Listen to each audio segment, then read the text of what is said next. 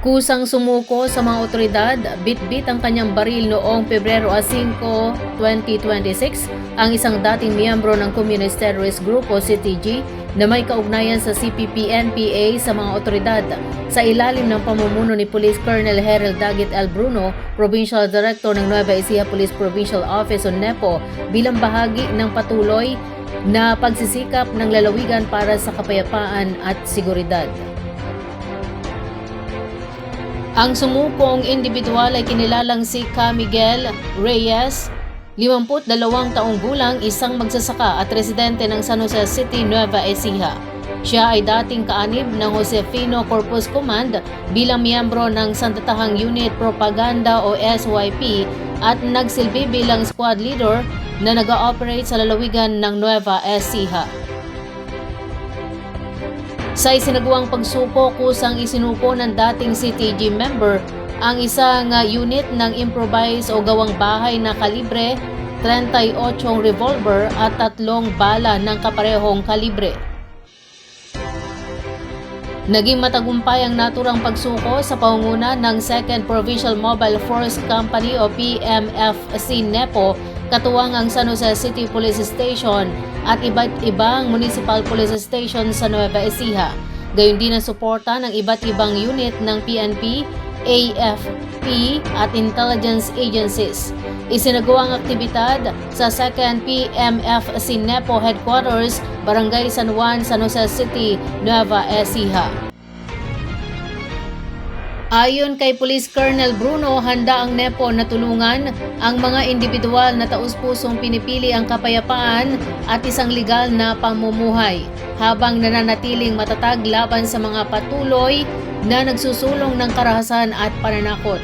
Patunay ang pagsukong ito na posible ang pagbabago at hinihikayat ang iba pa na tahakin din ang landas ng kapayapaan. Ang inisyatibang ito ay ipinatupad alinsunod sa direktiba ni Police Brigadier General Rogelio I. Piñones Jr., Regional Director ng PRO3, at bilang buong suporta sa layunin ng Provincial Task Force LCAC na tuluyang wakasan ang lokal na armadong komunistang tunggalian alinsunod sa PNP Focus Agenda, Bagong PNP para sa Bagong Pilipinas, serbisyong mabilis, tapat at nararamdaman.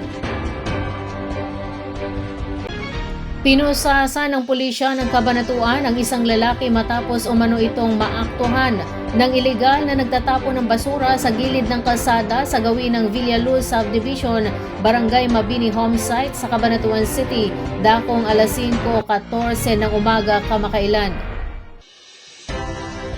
Batay sa ulat ni Ms. Michelle Rigor ng Cabanatuan City Environment Natural Resources Office o CENRO, sakay umano ng isang tricycle ang lalaki habang dala ang isang malaking supot ng garbage bag at malaking net bag na naglalaman ng mga halo-halong mga basura at itinapon umano sa gilid lang ng kalsada. Sakto namang may nagpapatrulyang kawani ang CENRO ng mga oras na iyon, kaya walang kawala ang lalaki ng kanilang sitahin at hulihin. Sa ngayon, nakapiit sa Cabanatuan City Police Station ang lalaking nahuli at kakaharapin ang kasong paglabag sa Republic Act No. 9003, Ecological Solid Waste Management Act of 2000 at City Ordinance No. 052-2015 ng Siyudad ng Cabanatuan. Hinikayat ng Philippine Rice Research Institute o PhilRice na matatagpuan sa Science City of Muñoz, Nueva Ecija ang mga magsasaka ng palay na magpatupad ng maaga, sabay-sabay at sama-samang estratehiya upang maiwasan ang matinding pagkalugi sa ani dulot ng infestation ng daga sa mga palayan. Ayon kay PhilRice Crop Protection Division Senior Science Research Specialist Leonardo Marquez, nananatiling isa sa mga pinaka-mapaminsalang peste sa produksyon ng palay ang daga, na kayang manira ng humigit kumulang 5% ng ani at maaaring umabot hanggang 70% sa pinakamasamang sitwasyon. Ipiniliwanag ni Marquez na mas mataas ang pinsalang dulot ng daga sa mga sakahang malapit sa pilapil, mga irigasyon at bakanting lote. Aniya sinisira ng mga daga ang palay sa lahat ng yugto ng paglaki mula sa pagtubo ng punla hanggang sa anihan.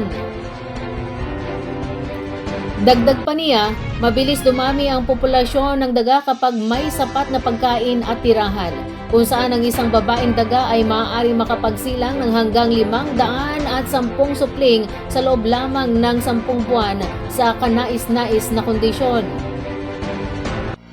Ayon kay Marquez, tumitindi ang infestation sa yugto ng reproduktibo ng palay dahil ang amoy at natural na hormones ng pananim ay umaakit sa mga daga at nagsisilbing hudyat ng kanilang breeding cycle.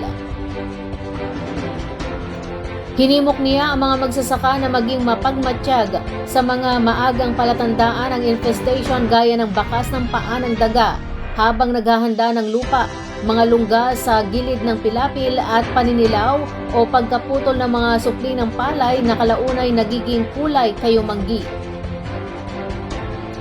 Binigyang diin ni Marquez na dapat magsimula ang epektibong pamahala laban sa daga sa yugto pa lamang ng paghahanda ng lupa sa pamagitan ng field sanitation, pagsira sa mga lungga gamit ang pinatigas na putik at tamang oras ng pain bago pa maitatag ang pananim. Nagbabala rin siya laban sa mga delikadong pamaraan tulad ng electric fencing at maling paggamit ng rodenticide dahil sa seryosong banta nito sa kaligtasan ng tao at sa kapaligiran.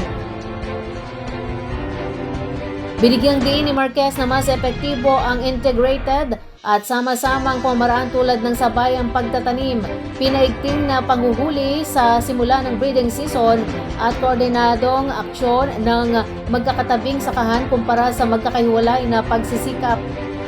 Patuloy namang nagbibigay ang PhilRice ng gabay sa mga magsasaka hinggil sa wastong pamamahala laban sa daga, kabilang ang pagsusulong sa sabayang pagtatanim upang maputol ang breeding cycle, maagang field sanitation at pagsira sa mga lungga, tamang timing ng pain bago ang pagtatanim at ligtas na sama-samang aksyon upang maprotektahan ang ani at kabuhayan ng mga magsasaka.